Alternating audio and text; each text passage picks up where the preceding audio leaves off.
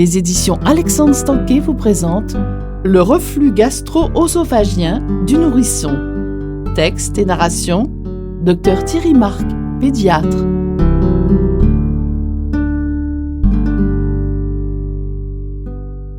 De quoi parle-t-on concernant ce sujet du reflux gastro-œsophagien ? En fait, il faut bien distinguer les deux aspects de ce sujet. D'abord, ce reflux qu'il faut expliquer et qui correspond à une facilité de remontée du lait, elle-même liée à une physiologie particulière de tout nouveau-né. Et d'autre part, les conséquences de ce reflux qui vont perturber très fréquemment la santé du nourrisson. Le premier aspect, c'est donc l'immaturité du petit mammifère humain et notamment son immaturité digestive. Comme tous les animaux mammifères, on sait bien que pendant les premières semaines de vie, le nourrisson ne sera nourri que par le lait. Le lait de sa mère pour tous les animaux et aussi du lait en poudre artificielle pour le bébé humain.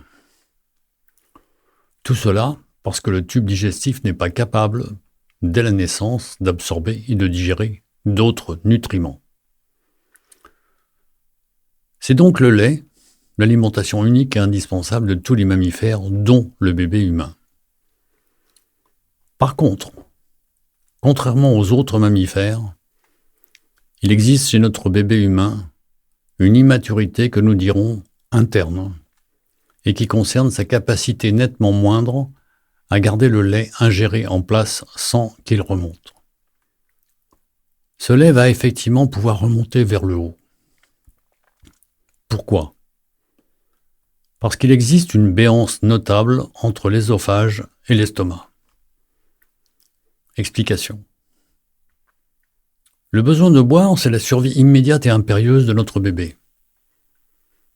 Dès la naissance, il va chercher et trouver rapidement l'instrument de cette survie. Téter le sein de sa mère. Mis peau à peau contre le ventre de sa mère, après l'accouchement, il va très vite se mettre en reptation pour enfouir sa bouche dans ce téton maternel. C'est de l'instinct primaire. La faim le tenaille très vite, et très vite, il va trouver la source qui va combler cette faim.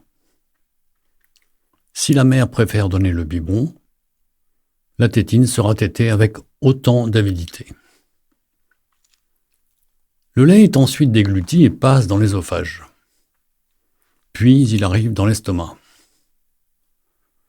Normalement, quand l'anatomie digestive est bien établie, les choses se passent ainsi.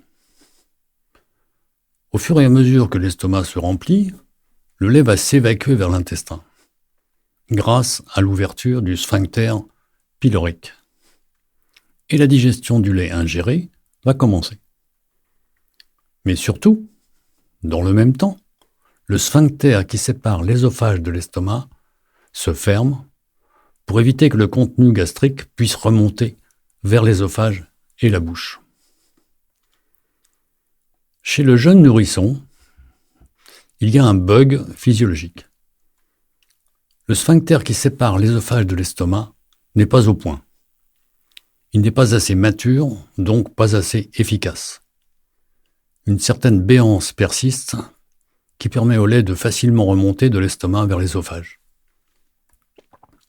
Donc la digestion certes commence, l'estomac se vide par en bas, vers l'intestin, mais il remonte également vers le haut.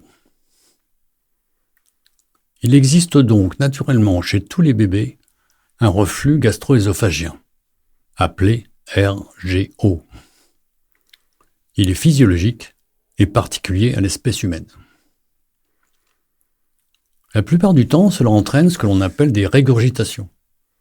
Le lait remonte vers la bouche et tous les parents investissent alors dans des bavoirs et des protections vestimentaires. Ceci n'est donc pas bien grave. Le deuxième aspect du RGO sont les conséquences de ces remontées gastriques. Et quand on évoque auprès des parents l'existence d'un RGO, il s'agit de ces conséquences dont on parle et que nous allons analyser. Ces conséquences sont multiples et toutes liées à un point commun. Nous espérons que vous avez apprécié cet aperçu. Pour continuer à écouter ce livre audio sur Google Play Livres, utilisez le lien dans la description de la vidéo.